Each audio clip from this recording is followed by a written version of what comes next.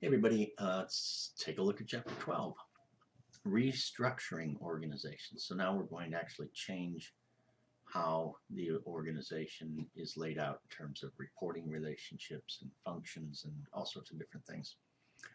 Very significant intervention. Good work if you can get it. If you do get it, it's going to pay very well because these are very significant changes in an organization. So here are the learning objectives.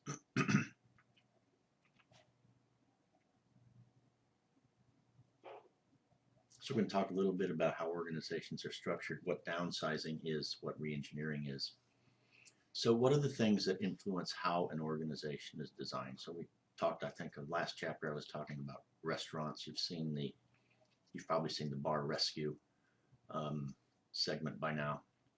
And the whole idea is that the things that are external to the company or the organization, that the organization cannot control, are things that are out in the environment. You can't control government regulations. You can't control what your competition does and so on.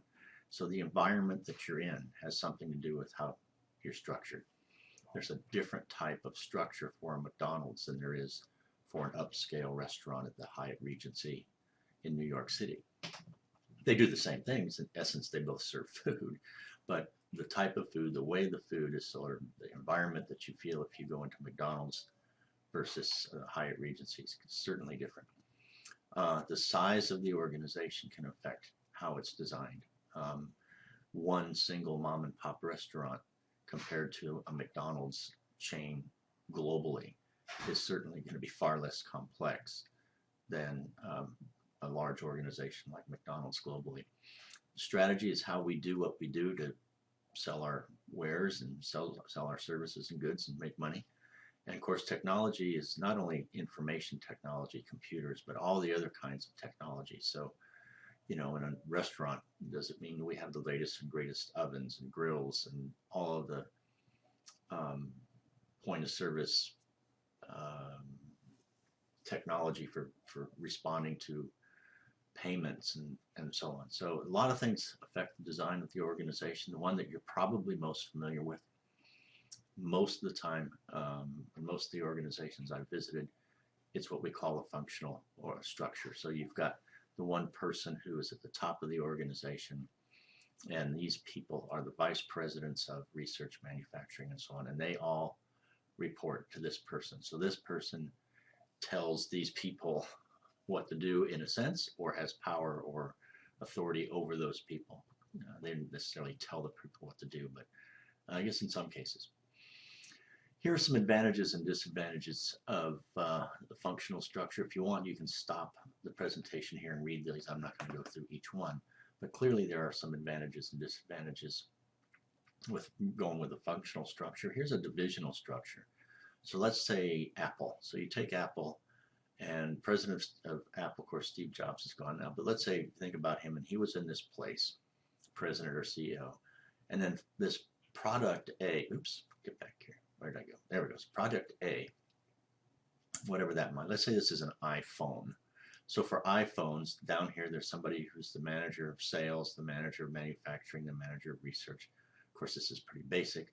But then over here, there's another product. This is, say, iPad. So the iPad would have, it's not drawn here, but the iPad would have the same kind of, these three people here that report to VP A, product A. You would have three different people that reported to VP product B. And let's say this is the iPod. So you got the iPhone, the iPad, the iPod, and they all have their different division. So the iPod division and the iPad division. So that's called a divisional structure. And then we get into, and there are the advantages and disadvantages. You can stop here if you want to. And then we move into the matrix. And a matrix, they don't give us a copy of a matrix diagram, but if you think of a matrix kind of like an Excel spreadsheet where you can look down one column and then across a row, that's kind of how a matrix works. That a person working in a matrix would have a boss that might be a project manager, and the project manager is overseeing everybody who works on the project. But then the same person has a different boss for the department that he works in or she works in. So a matrix structure. and your advantages and disadvantages you can have a look. Something called a process-based structure. Well, now we're starting to go across all those functions. So process means cross-functional. So you might have somebody from HR working with somebody from engineering, working with somebody from research, all together to create one process that the entire organization follows. So process-based is cross-functional, and you can read about those too. Here's a customer-centric design. So you've got the CEO up here, HR, finance, and so on. But then underneath him are groups, support groups for each of the different products with their manufacturing services. Now notice you don't have vice presidents 1, 2, 3 like you did with the Apple example. Here you have support groups with different products. Over here you have people who are in touch with the customer. So it says customer centric or customer focused. So you have a whole division here, or whole group, I should say, a group that they're the ones who are facing the market. They're the ones in contact with the CEO, contact with the customer, but they report directly to the CEO. So you can see what they have here, a customer segment team. So depending on who the customer is, they might have different segments of customers. So different groups would look at different segments. That's why you see both of these here, customer segment team 1 and 2. So customer-centric organization, there's a comparison between customer-centric and product-centric. Product-centric would have been iPod, iPad. Customer-centric might be the baby boomers via the Generation X, or men versus women, or what have you. So there's different types of structures there, and some advantages and disadvantages for customer-centric structure. Network is getting to be pretty popular.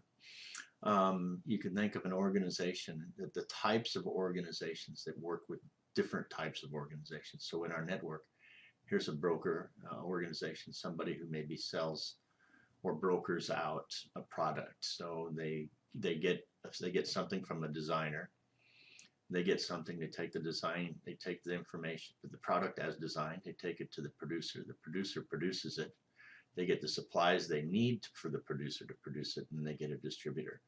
Very entrepreneurial. So if you think you were making, the latest and greatest, I don't know, widget, I used to use that term, widget, which could be anything that's new, kind of like what you'd see on Shark Tank. If you watch Shark Tank, if you don't watch Shark Tank, it's another excellent educational kind of fun TV program where entrepreneurs bring in their ideas. Of course, before they bring them in, they had to design it, they had to produce it, they needed suppliers in order to make the production happen, and then they have to distribute it. So that's a network type structure. And what else we have? Is that it? Oh, types of networks. Network markets work internal within the market itself, vertically from market to market, higher up, from one up to the next one, vertical integration. Intermarket, where they're all within the same market, and then an opportunity network would be going off into other markets to find, can we find a new marketplace in order to sell our iPhones? We haven't sold iPhones to, I don't know, some segment of the market in Yugoslavia. I'll just sort of make that up. So maybe there's an opportunity there. So, and there's advantages and disadvantages to network-based.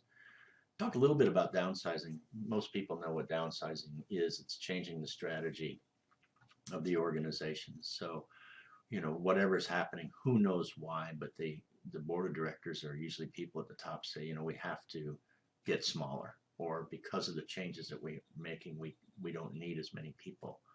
So they look at their options. How can we downsize? They make the changes, which is, of course, layoffs. And they address the needs of the survivors. The survivors are the ones who stay behind. And the ones who leave, of course, are the ones who leave. And they address these needs by either planning to work with survivors. The survivors get really worried. They think, well, if they've laid them off, I'm next. Also, a lot of times the survivors' jobs change because those who left, their jobs have to be still accomplished. And for those who leave, they often provide career continuation services, or something called outplacement.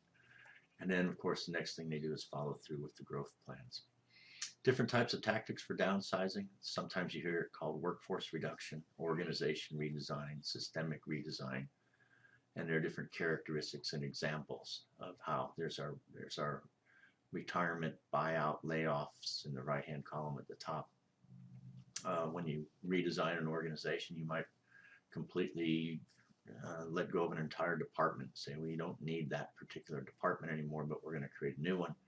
Some organizations have actually almost laid everybody off, or they don't lay them off. They say, you know, on January 1st, our company is going to be redesigned. And all of these departments that you're in, many of them are going away. And there's new jobs and new departments that we need to do, the new things that we're doing. And you can apply for your job. You can, because you're here now, you can actually apply for the new job. And if you have what we take, fine, you're kind of hired back without ever leaving. But if you don't have what we need, then you're leaving. So that's one way to reduce the size of an organization. And then systemic redesign, you change the responsibilities. So a person who was in charge of tasks A, B, and C is now in charge of tasks D, E, and F, and so on. Continuous improvement, and this one comment right at the very bottom right-hand corner, downsizing is normal. It just happens in organizations.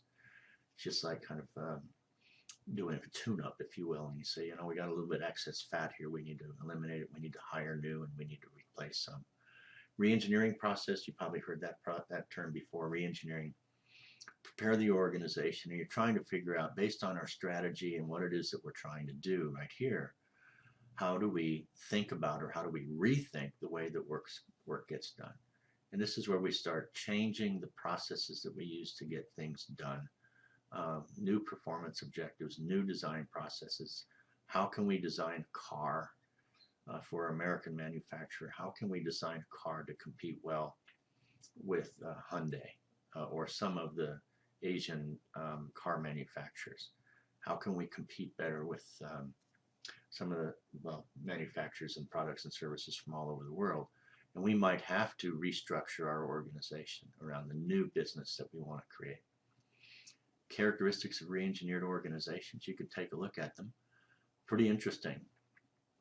To change from a work unit like a department to process teams, people who come from a number of departments. Jobs change from a simple task to multi-dimensional work. The roles change, the focus changes, structures change from hierarchical, you know, with many, many layers, to being far more flat. Managers change from being supervisors to being more like coaches. Executives change from scorekeepers to being a leader and taking us in a new direction.